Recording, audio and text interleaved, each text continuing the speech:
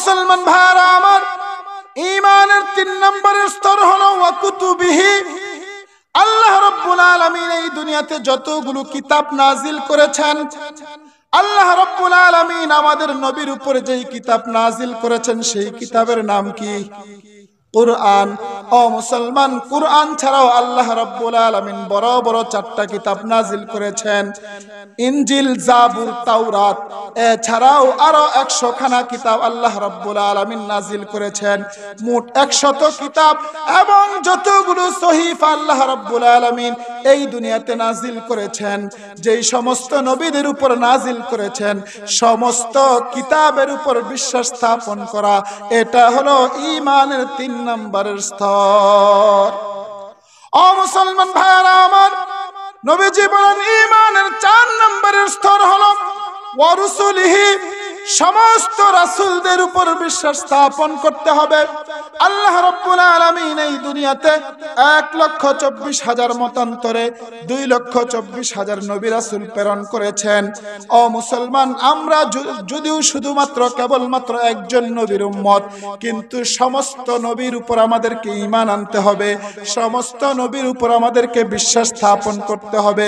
কোনো মানুষ যদি কোনো একজন নবীর প্রতি বিশ্বাস স্থাপন না করে, কোনো একজন নবীর প্রতি ঈমান না আনে, সে কখনোই মুমিন মুসলমান হতে পারবে না। এবার আমি আপনাদেরকে জিজ্ঞাসা করতে চাই, পৃথিবীতে আল্লাহ রাব্বুল আলামিন যতগুলো নবী রাসূল এই দুনিয়াতে প্রেরণ করেছেন, সমস্ত নবী রাসূলদের প্রতি আমাদের বিশ্বাস আছে না নাই? 5 নম্বর হলো ওয়াল ইয়াউমিল আখির। কিয়ামতের দিনের উপর বিশ্বাস স্থাপন করতে হবে।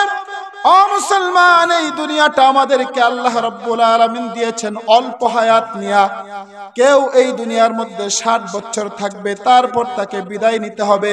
কেউ 70 বছর থাকবে, কেউ 80 বছর, কেউ 100 বছর থাকবে, তারপর দুনিয়া থেকে সব মানুষ চলে যাবে।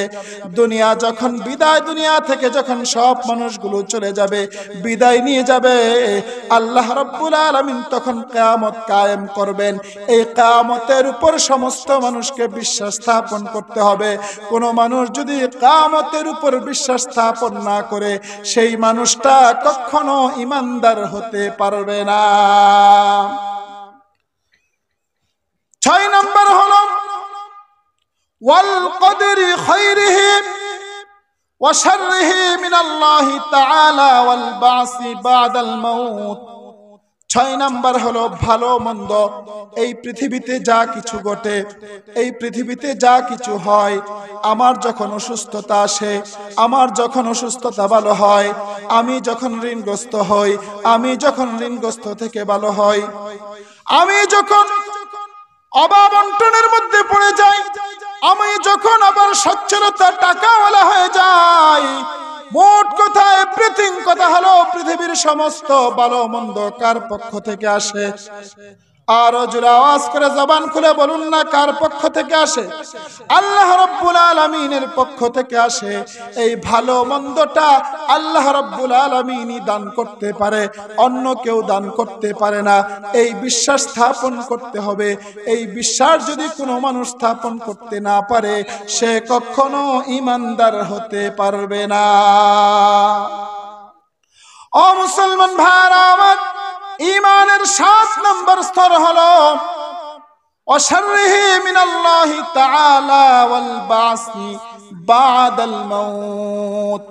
মৃত্যুর পর বলেন তো দেখি, আমাদের সকলের মৃত্যু হবে কি হবে না? আল্লাহ রাব্বুল আলামিন ডাক দিয়ে বলেন, কুল্লু নাফসিন যায়িকাতুল মাউত। এই দুনিয়ার মধ্যে যত মানুষ আছে, যত প্রাণীকুল আছে, যাদেরকে আমি রূহ নামক জিনিসটা দান করেছি, প্রত্যেকটা জিনিসই মৃত্যুর স্বাদ গ্রহণ করবে। প্রত্যেকটা মানুষকে মৃত্যুবরণ করতে হবে।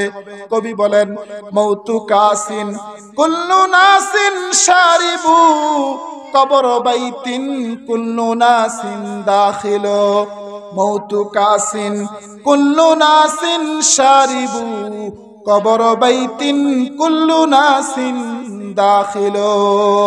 মৃত্যু এমন এক শরবত, যে শরবত প্রত্যেকটা মানুষকে পান করতে হবে। কোন মানুষ এই মৃত্যুর শরবতটা পান করা ছাড়া থাকতে পারবে না। কবর এমন একটা বাড়ি, কবর এমন একটা ঘর, যেই ঘরে ঢুকা ছাড়া, যেই ঘরে যাওয়া ছাড়া পৃথিবীর কোনো মানুষ থাকতে পারবে না। কথা বলেন ঠিক কিনা? এই জন্য নবীজি বলেন, ঈমানের ৭ নম্বরের স্তর হলো মৃত্যুর পর আমাদেরকে আবার পুনরায় জীবিত হতে হবে। এই কথাটাকে বিশ্বাস করতে হবে। ও ময়মনসিংহ এলাকার মুসলমান, আমি আপনাদেরকে জিজ্ঞাসা করে, মৃত্যুর পর আমরা কি আবার জীবিত হব কি হব না? কথা বলেন। ও মুসলমান, মৃত্যুর পর আমাদেরকে আবার অবশ্যই অবশ্যই জীবিত হতে হবে। মৃত্যুর পর জীবিত হওয়া ছাড়া কোনো মানুষ থাকতে পারবে না। কারণ হলো আমাদের আসল হিসাবটাই তো হবে মৃত্যুর পর। কথা বলেন ঠিক কিনা? এই দুনিয়াতে আল্লাহ রাব্বুল আলামিন আমাদেরকে শুধুমাত্র কেবলমাত্র পাঠিয়েছেন এই দুনিয়াতে আমরা যেন আখিরাতকে কামাই করে নিয়ে যাই। এই দুনিয়া হলো আখিরাতের শস্য ক্ষেত। নবীজি বলেন, ক্বালান নবী সাল্লাল্লাহু আলাইহি ওয়াসাল্লাম, আদ-দুনিয়া মাজরাআতুল আখিরা। এই দুনিয়াটা হলো আখিরাতের ক্ষেত। এই দুনিয়াতে আপনি যা ফসল করবেন, এই দুনিয়াতে আপনি যা কামাই করবেন, তা আখিরাতে আপনাকে দেওয়া হবে, আখিরাতে আপনাকে ওপেন করে দেওয়া হবে। সেই যখন আপনাকে আখিরাতে আপনার আমলনামাটা ওপেন করে দেওয়া হবে, সেই আমলনামার উপর নির্ভর করে আপনাকে আল্লাহর জান্নাত দেওয়া হবে। এবার বলেন, এই যে নবীজি ৭টা জিনিসের উপর বিশ্বাস স্থাপন করার কথা বলেছে, এই ৭টা জিনিসের উপর আমরা বিশ্বাস করি তো? কথা বলেন ফুলবাড়িয়ার মানুষ, কথা বলেন, বিশ্বাস করি তো? কোন মানুষ যদি এই ৭টা বিষয়ের মধ্যে কিঞ্চিত পরিমাণ অবিশ্বাসের অবকাশ করে, সে কখনো মুমিন মুসলমান হতে পারবে না। এই ৭টা বিষয়কে বিশ্বাস করে আমরা এখন হলাম ঈমানদার মুসলমান। আমরা কি হলাম? ঈমানদার মুসলমান। এবার আমাদের করণীয় হলো এই ঈমানটাকে আমাদেরকে ধরে রাখতে হবে। কারণ হলো এই পৃথিবীতে ঈমানের চেয়ে মহামূল্যবান সম্পদ আল্লাহ রাব্বুল আলামিন তার বান্দাদেরকে দ্বিতীয় আর কোনো কিছু দেন নাই। মানুষদেরকে আল্লাহ রাব্বুল আলামিন এই পৃথিবীতে যা নিয়ামত দান করেছেন, তার মধ্যে সর্বশ্রেষ্ঠ সবচেয়ে উত্তম নিয়ামতের নাম হলো ঈমান। মুহতারাম হাজিরিন, এই ঈমানের জন্য সাহাবায়ে আজমাইনগণ কি পরিমাণ কষ্ট করেছেন।